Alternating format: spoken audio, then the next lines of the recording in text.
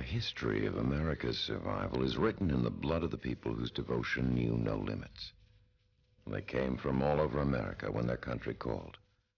They learned to fight and never flinched from facing combat.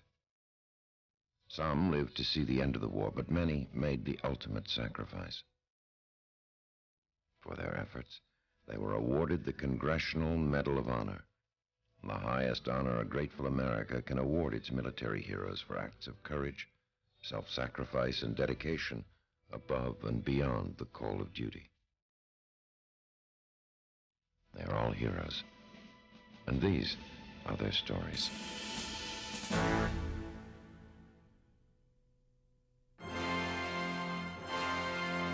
In February 1944, over 1,000 bombers at widely separated bases throughout England waited for the weather to clear over Europe. Their mission was a saturation strike against 12 selected targets deep in enemy territory, designed to crush vital German war production facilities. Lieutenant William Lawley of Leeds, Alabama, a veteran of 9 missions, was one of the men who participated in the huge bombing sortie. A few days earlier, he had received a 48-hour pass and was enjoying himself in London, unaware that his plane was being used by another crew and would never return. It was a sign of things to come.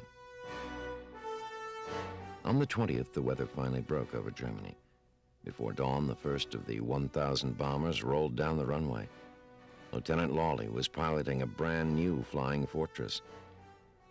Rendezvous was accomplished on schedule, and the vast armada turned toward Germany. The Nazis, desperate to protect their remaining war plans, saw the flight coming on radar and threw up heavy resistance. As they approached the target area, Lieutenant Lawley's group ran a gauntlet of flak and fighters. Lawley had managed to penetrate to the target when about 20 enemy fighters swarmed up around his ship. Pressing their attack, they forced him out of formation and severely crippled his plane. 8 of the crew members were wounded, and the co-pilot was killed by a 20mm shell.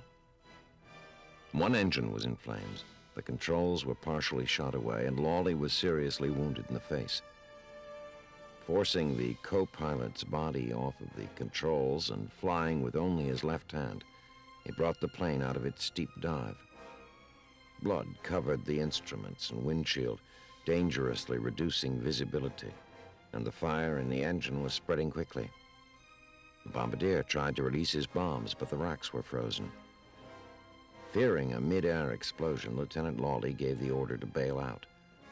He was then informed that 2 men were so severely wounded that they could not leave the aircraft. Risking his own life, Lawley decided to stay with the ship and, if possible, to fly his wounded crew back to their base nearly 1,000 miles away. He extinguished the engine fire and then went back to what remained of the controls. Nazi fighters renewed their attacks, but Lawley managed to evade them and keep his plane headed home. Nearing the English Channel, he collapsed from loss of blood, shock, and exhaustion. Revived by the bombardier, he again took his place. Over the channel, 1 engine ran out of gasoline and had to be feathered. Lawley nursed the craft to the English coast and made a successful crash landing on a small fighter base. Unlike his previous ship, this one had returned. On 8 August 1944, Lawley was awarded the Medal of Honor. Lieutenant William Lawley, a hero.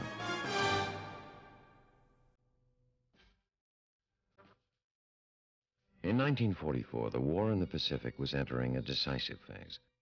Island by island, mile after mile, the enemy had been pushed back until his homeland was within striking distance.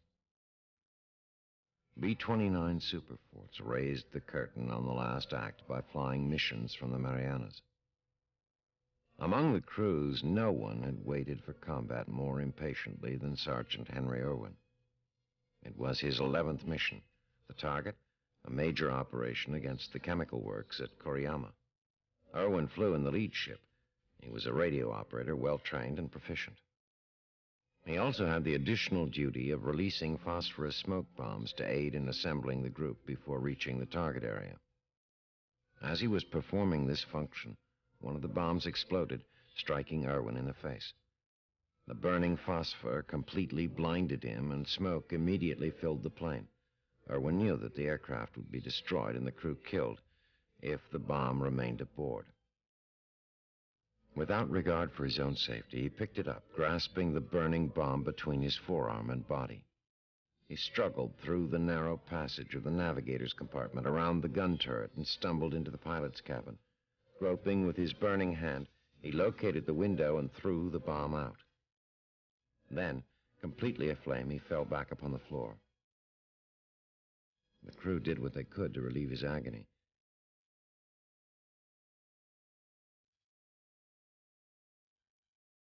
Upon landing, he was rushed to the hospital, the first of many he would stay in for 2 long years. Every effort was made to heal the wounded hero.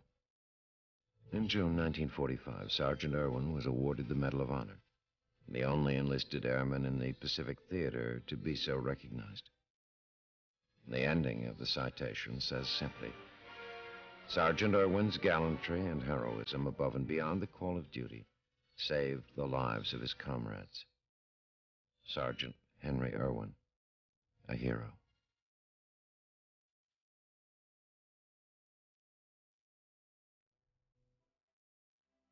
The American ambassador to France said it all in 1927. He started with no purpose but to arrive. He remained with no desire but to serve. He sought nothing. He was offered all. When Captain Charles A. Lindbergh landed in Paris on that May day in 1927, a jubilant city welcomed him with one spontaneous outcry that started in Paris and continued around the world. At home, the quiet, modest, serious-looking young man was greeted as a national hero, starting with a ticker tape parade in New York. The huge, cheering crowds that lined the streets seemed to express a newly found national conviction that man could fly anywhere on Earth, that time and distance would now shrink, that we would all be neighbors. The Lone Eagle had proven it could be done. Lindy, born in 1902, was too young to take part in World War I. Perhaps the idea that someday he would fly began to crystallize then. In 1921, Lindy left the University of Wisconsin to enroll in a flying school at Lincoln, Nebraska. The art of flying was still in its infancy, and he soon mastered it, although he never graduated for lack of the $500 bond required of each student before soloing. He then joined a group of daredevil pilots and stuntmen who toured the country and put on exhibitions at county fairs. In the spring of 1924, Lindy enrolled as a cadet in the Air Service. In March 1925, he graduated and was commissioned as a second lieutenant. He was assigned to the 110th Observation Squadron of the Missouri National Guard, at the same time working as a pilot for an aircraft company in St. Louis in early attempts to deliver the mail by air. Twice in the fall of 1926, while on runs from Chicago to St. Louis, Lindy had to hit the silk to save his life. Yet by 1927, he had accumulated more than 2,000 hours flying time, and he felt he was ready to try for the $25,000 prize offered for a non-stop flight from New York to Paris. Using his entire savings, plus additional backing from friends, Lindy had the Spirit of St. Louis built by the Ryan Airplane Company of San Diego, California, under his personal supervision and according to his own design. The Spirit of St. Louis was completed on May 10, 1927. The test flight was non-stop from San Diego to St. Louis in 14 hours and 25 minutes. 2 days later, Lindy was in New York, ready to go. However, weather conditions held him back for more than a week. Finally, on May 20th, 1927, the skies cleared and his sturdy little plane lifted off. To carry as much fuel as possible, he discarded his radio and parachute. For nourishment, he carried 5 sandwiches bought at a local restaurant. In the Smithsonian Institution today, you can see the tiny Spirit of St. Louis on proud display with its 220 horsepower Wright Whirlwind engine. In December of 1927, by special act of Congress, President Coolidge awarded our nation's highest award to Colonel in the Air Corps Reserve, Charles A. Lindbergh, one of only 2 Americans ever awarded the Medal of Honor for an act of bravery in time of peace. The citation read, in part, Captain Lindbergh not only achieved the greatest individual triumph of any American, but demonstrated that travel across the ocean by aircraft was possible. Charles A. Lindbergh, a hero.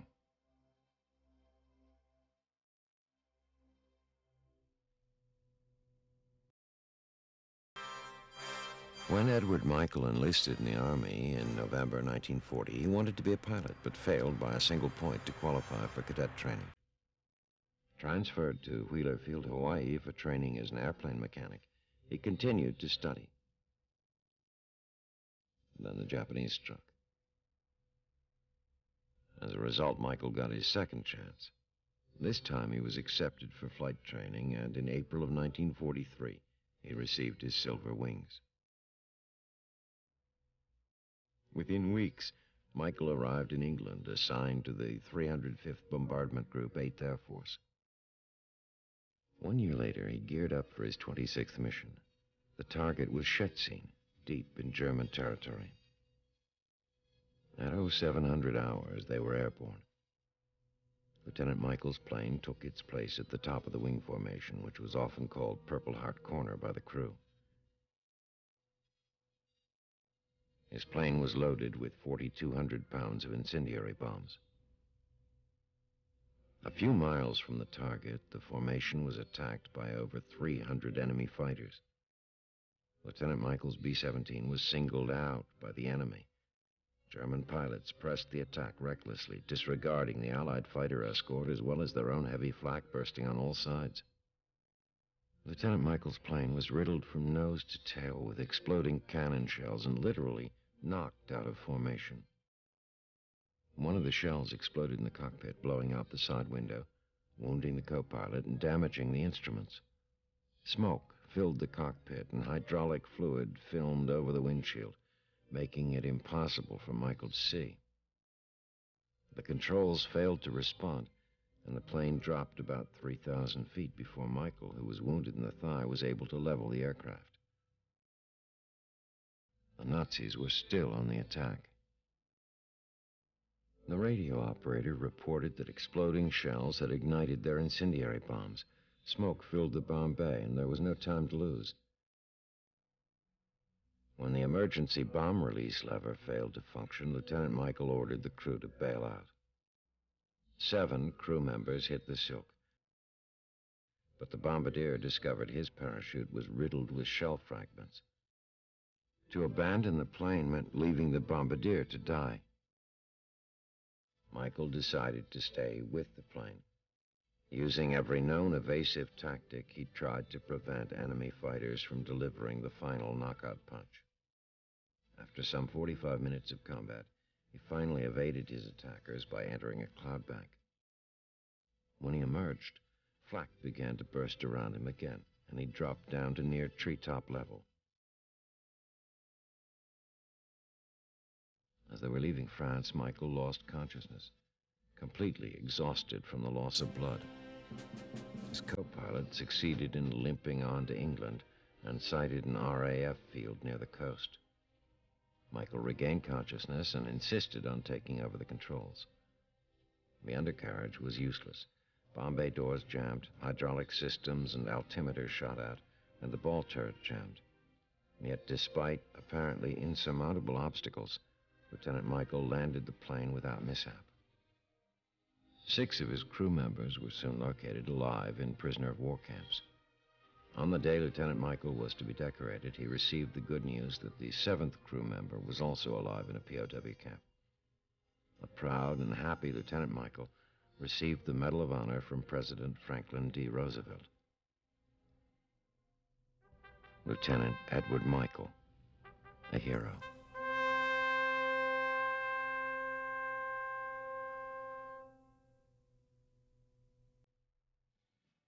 On the morning of June 16, 1943, a photographic mapping mission had been scheduled to ascertain enemy strength on and near the heavily defended Buka airdrome in the Solomon Islands.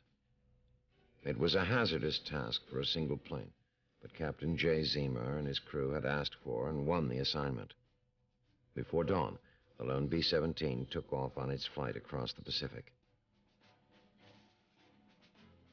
They reached Buka without incident and began their photographic run over the target when they spotted 20 Japanese fighters on the field taking off to meet them. No one would have questioned Captain Zemer for abandoning the mission. However, he held the big flying fortress steady on its mapping course, determined to finish the job. The Japanese attacked head-on. Lieutenant Zinovsky, the bombardier, held off the first frontal attack almost single-handedly and made it possible to complete the run. Soon after, the second attacker had been taken out, but the B-17 took plenty of punishment. The main oxygen line was cut, so Captain Zemer executed a power dive from 28,000 feet down to 18,000 feet. The Japanese followed, and the battle continued. Both the navigator and co-pilot were seriously wounded and unconscious. The tail gunner divided his time between fighting off attacks and dashing forward to treat the wounded crew members. Lieutenant Zinovsky was also wounded, but he kept firing until a bursting shell blew him from his gun. Mortally injured, he crawled back and continued firing until he lost consciousness. A third plane was shot down by Captain Zemer, who had a fixed machine gun mounted outside the pilot's window. In all, the lone B-17 blasted 5 Japanese fighters from the sky and severely damaged several more. Wounded in all 4 limbs, Captain Zemer refused medical attention until the attack had been beaten off. By now, the emergency oxygen supply was exhausted. Frequently lapsing into unconsciousness, he turned over the controls to the slightly wounded top gunner who had never flown a B-17 in his life. During brief periods of consciousness, Captain Zemer was able to direct him across 600 miles of ocean. As they came in for a landing on the airfield, they were without oxygen, brakes, or workable flaps. The radio was shot away and the compass was knocked out. Of its crew, 6 men were wounded and 1 man was dead. But the mission was accomplished, its success due entirely to the bravery and determination of these men. Every man aboard the crippled aircraft was decorated. Sadly, Lieutenant Zinovsky did not live to receive his Medal of Honor. Captain Zemer, promoted to Major, received his Medal of Honor from General Douglas MacArthur. Captain J. Zemer, Lieutenant Zinovsky, and the entire crew, all heroes.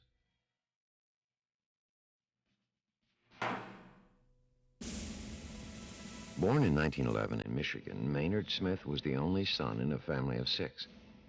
He attended school, spending his final 2 years at Howe Military Academy in Indiana. His peacetime career as a government accountant ended abruptly on December 7, 1941. At 31, Smith enlisted in the Army Air Corps to be an aerial gunner. Following basic training, he successfully completed an intensified 9-week course in aerial gunnery on the ground and in the air. The next step of the program was B-17 crew training.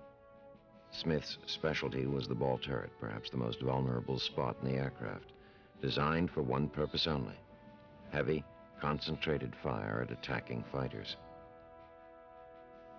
Upon completion of his B-17 crew training, Smith was stationed in England, where he flew his first combat mission. The target was one of the most strongly defended on the continent, the Nazi U-boat bases on the northern coast of France.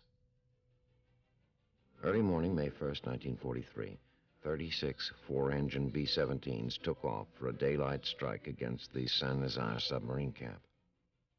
The battle over Saint-Nazaire is a classic example of the savagery with which the air war in Europe was fought. Within minutes of bombs away, Smith's plane was severely damaged by fire from enemy anti-aircraft guns and fighters. 2 of the 10-man crew were seriously wounded. The oxygen system was shot out. Vital control cables severed. Fires raged in the radio compartment and in the waist section of the airplane. Escaping oxygen fanned the fire to such intensity that ammunition in the radio section began to explode. Smith threw the hot ammunition belts out of the plane.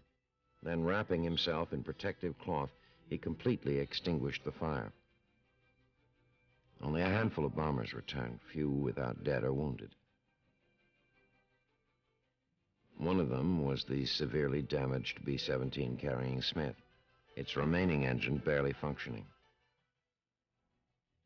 For the pilot and the other survivors of that plane, it was a miraculous escape. Miraculous, no doubt, but perhaps more accurately, a remarkable demonstration of the dedication and raw courage of one man. His reward was the Medal of Honor. Sergeant Maynard Smith, a hero.